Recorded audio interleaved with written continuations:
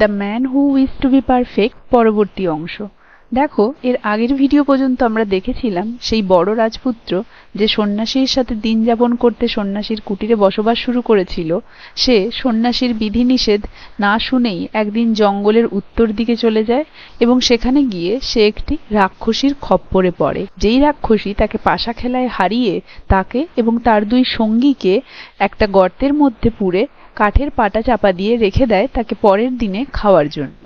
এরপরে কি ঘটলো দেখো। Meantime, there was great weeping in the house of the princess father. তো ইতিমধ্যে সেখানে বেজায় কান্নাকাটি শুরু হলো। কোথায় না, in the house of the princess father, সেই রাজপুত্রের বাবার বাড়িতে, মানে সেই রাজার প্রাসাদে। His brother used every day to look at the tree planted in the courtyard by his own hand. তার ভাই মানে সেই বড় রাজপুত্রের ভাই, younger prince, used every day to look at the tree planted in the courtyard. প্রত্যেক দিন তার ভাই লক্ষ্য রাখতো সেই যে গাছটা তাদের উঠোনে পোতা হয়েছে সেইটাকে, by his own hand, তার নিজের হাতে করে, মানে তার নিজের হাতে করে রক্ষণাবেক্ষণ করে সে সেই গাছটার প্রতি লক্ষ্য রাখতো যেটা তাদের উঠোনে পোতা হয়েছে। Hitherto he had found the leaves of a living green color. এ যাবৎ সে দেখেছিল যে সেই গাছটার পাতাগুলি প্রাণবন্ত এবং সবুজই রয়েছে। But suddenly he found some leaves fading. কিন্তু হঠাৎ করেই সে দেখতে পেল কিছুগুলো পাতা যেন ফ্যাকাশে হয়ে আসছে। He gave the alarm to the king and queen. সে তৎক্ষণাৎ রাজা এবং রানীকে সতর্ক করে দিল। and told them, এবং বলল how the leaves were fading, যে কিভাবে ওই গাছের পাতাগুলো ফেড হয়ে যাচ্ছে, ফ্যাকাশে হয়ে যাচ্ছে। They concluded that the life of the elder prince must be in danger. তারা এই সিদ্ধান্তে উপনীত হলো বা তারা এটা বুঝতে পারলো যে তাদের বড় পুত্রের মানে এল্ডার প্রিন্সের, বড় রাজকুমারের লাইফ হয়তো গ্রেট ডেঞ্জার, মহা বিপদে রয়েছে। The younger prince therefore resolved to go to the help of his brother. অতএব সেই younger prince মানে কনিষ্ঠ রাজপুত্র therefore resolved, মনস্থির করলো to go to help his brother, তার ভাইকে হেল্প করতে বা সাহায্য করতে সে যাবে। But before going he planted a tree in the courtyard of the palace, কিন্তু সে যাওয়ার আগে সেই প্যালেসের বা রাজপ্রাসাদের উঠোনে একটি গাছ রোপণ করে গেল।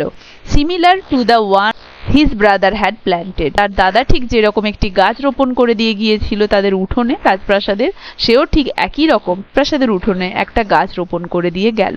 And which was to be the index of the manner of his life, যেটা ছিল তার জীবনের সূচক। He chose the swiftest steed in the king's stable, সে রাজার আস্তাবল থেকে একটা দ্রুততম ঘোড়া চয়ন করলো। And gallop towards the forest, এবং ছুটে গেল জঙ্গলের দিকে। In the way he saw a dog with a puppy, and the puppy thinking that the rider was the same that had taken away his fellow cub, for the two princes were exactly like each other, said as you have taken away my brother, take me also with you.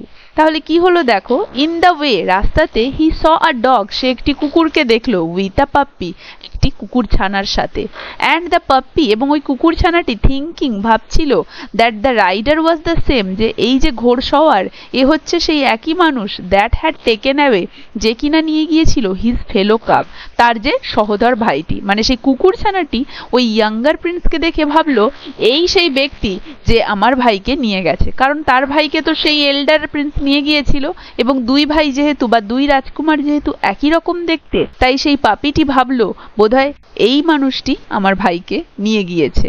For the two Prince, কারণ ওই দুইজন রাজপুত্র were exactly like each other, একে অপরের মতো একদম দেখতে। Said বলল, as you have taken away my brother, যেহেতু তুমি আমার ভাইকে নিয়ে গিয়েছো। কে? ওই পাপিটি, কুকুর ছানাটি বলল ইয়াঙ্গার প্রিন্সকে, যেহেতু তুমি আমার ভাইকে নিয়ে গিয়েছো, take me also with you, আমাকেও তোমার সাথে নিয়ে চলো।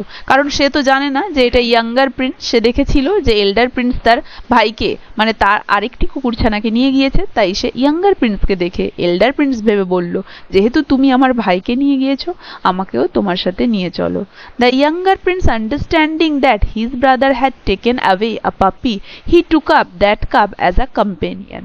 ওই যুবক রাজপুত্র মানে ওই কনিষ্ঠ রাজপুত্র আন্ডারস্ট্যান্ডিং বুঝতে পারলো দ্যাট হিজ ব্রাদার যে তার ভাই had taken away A puppy, যে একটা কুকুরছানাকে নিয়ে গিয়েছে, হি টুক আপ, সেও নিয়ে নিল দ্যাট কাব, ওই কুকুরছানাটিকে অ্যাজ আ কম্পেনিয়ন, সঙ্গী হিসেবে।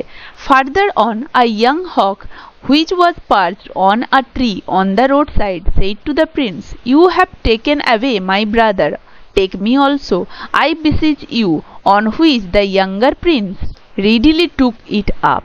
তাহলে দেখো কি হলো, ফার্দার অন, আরেকটু এগিয়ে, আ ইয়াং হক, একটা বাচ্চা বাজ পাখি, which was পার্চ on a tree on the road side, যে কিনা বসেছিল ওই রাস্তার ধারে একটি গাছের ওপরে, সেই টু দ্য প্রিন্স, রাজপুত্রকে বলল, you have taken away my brother, তুমি আমার ভাইকে নিয়ে গিয়েছো, টেক মি অলসো, আমাকেও নিয়ে চলো, আই বিসিচ ইউ। তাহলে সেই বাচ্চা বাজ পাখিটিও সেই ইয়াঙ্গার প্রিন্সকে দেখে এল্ডার প্রিন্স ভেবে বলল, যেহেতু তার ভাইকে এল্ডার প্রিন্স নিয়ে গিয়েছে, তাই সেই ইয়াঙ্গার প্রিন্সকে এল্ডার প্রিন্স ভেবে বলল যে যেহেতু তুমি আমার ভাইকে নিয়ে গিয়েছো, আমাকেও নিয়ে চলো, আই বেসিচ ইউ, আমি প্রার্থনা করি। On which the younger Prince readily took it up, যেটা শুনে ওই ইয়াঙ্গার প্রিন্স তাকে, মানে ওই বাচ্চা বাজ পাখিটিকে তৎক্ষণাৎ সঙ্গে নিয়ে নিল।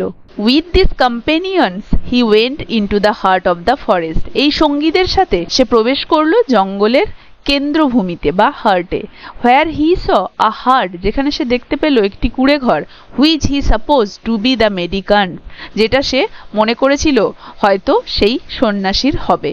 তাহলে এই দুজন সঙ্গীর সাথে সে জঙ্গলের একদম কেন্দ্রবিন্দুতে প্রবেশ করলো, যেখানে সে একটি হার্ট খুঁজে পেল এবং সে ভাবলো এটিই হবে সেই সন্ন্যাসীর কুঁড়ে। বাট নাইদার দ্য মেন্ডিক্যান্ট নর হিজ ব্রাদার ওয়াজ দেয়ার, কিন্তু নাইদার দ্য মেন্ডিক্যান্ট, সেই কুঁড়ে ঘরে না ছিল সেই মেন্ডিকান্ট বা সন্ন্যাসী, নর হিজ ব্রাদার, না ছিল তার ভাই তখন। তাহলে সে যখন এসেছিল তখন সেই কুঁড়ে ঘরে সেই সন্ন্যাসী বা তার ভাই কেউই ছিল না। Not knowing what to do, না জেনে সে কি করবে, অর হোয়ার টু গো, কোথায় যাবে, হি ডিসমাউন্টেড ফ্রম হিজ হর্স, সে তার ঘোড়া থেকে নামলো। অ্যালাউড ইট টু গ্রেজ, এবং ঘোড়াটিকে অ্যালাউ করলো গ্রেজ, চড়ে বেড়াতে। While he himself sat inside the house, এবং সেই সময় সে নিজে গিয়ে ওই হাউস বা কুঁড়ে ঘরের ভেতরে গিয়ে বসলো।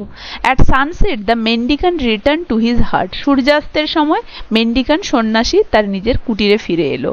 And seeing the younger prince said, এবং সেই কনিষ্ঠ রাজপুত্রকে দেখে বলল, I am glad to see you, আমি খুব আনন্দিত হয়েছি তোমাকে দেখে। I told your brother never to go towards the north, আমি তোমার ভাইকে বলেছিলাম কখনোই উত্তরের দিকে না যেতে। For evil in that case would বিটাইড হিম, কারণ ফর ইভিল অমঙ্গলের জন্য, ইন দ্যাট কেস যেটা, উড বিটাইড হিম তার উপরে নেমে আসতে পারে। তাহলে আমি তোমার ভাইকে উত্তরের দিকে যেতে বারণ করেছিলাম কারণ উত্তরের দিকে অমঙ্গল তার উপরে নেমে আসতে পারে। But it seems that disobeying my orders he has gone to the north and has fallen in to the toils of a rakshasi who leaves দেয়ার, কিন্তু মনে হচ্ছে আমার আদেশ অমান্য করে সে কি করেছিল, has gone to the north, উত্তরের দিকে গিয়েছিল, and has fallen in to the toils, এবং এর ফলে সে পড়েছিল টয়েলস, খপ্পরে, অফ আ রাক্ষসী, একটা রাক্ষসীর, হু লিভস দেয়ার, যে সেখানে থাকে। There is no hope of rescuing him, তাকে উদ্ধার করার কোনো আশা নেই। Perhaps he has already been devoured, হয়তো ইতিমধ্যে সে উদারসাত হয়ে গেছে, মানে হয়তো তাকে ইতিমধ্যে খেয়েও ফেলেছে সেই রাক্ষসী। তাহলে সেই সন্ন্যাসী ইয়াঙ্গার প্রিন্সকে বলল, আমি তোমার ভাইকে যেতে বারণ করেছিলাম উত্তর দিকে, কিন্তু আমার বারণ না শুনে সে হয়তো উত্তর দিকে গিয়েছিল, ফলে সে ওই রাক্ষসীর কবলে পড়েছিল, যে রাক্ষসী মনে হয় ইতিমধ্যেই তাকে খেয়ে ফেলেছে, তাই তাকে উদ্ধারের কোনো আশা নেই, হয়তো রাক্ষসী তাকে ইতিমধ্যে খেয়েই ফেলেছে। দেখো, আশা করি এতদূর পর্যন্ত কারো কোথাও বুঝতে অসুবিধে নেই। তোমাদের আজকে এতদূরই পড়াচ্ছি, কার কেমন লাগলো জানাবে। ভিডিওটা ভালো লাগলে লাইক আর শেয়ার করে দেবে, আর যারা যারা চ্যানেলটা সাবস্ক্রাইব করোনি তারা কাইন্ডলি আমার চ্যানেলটা সাবস্ক্রাইব করে দেবে। দেখা হচ্ছে এর পরের পার্টটি নিয়ে পরের ভিডিওতে।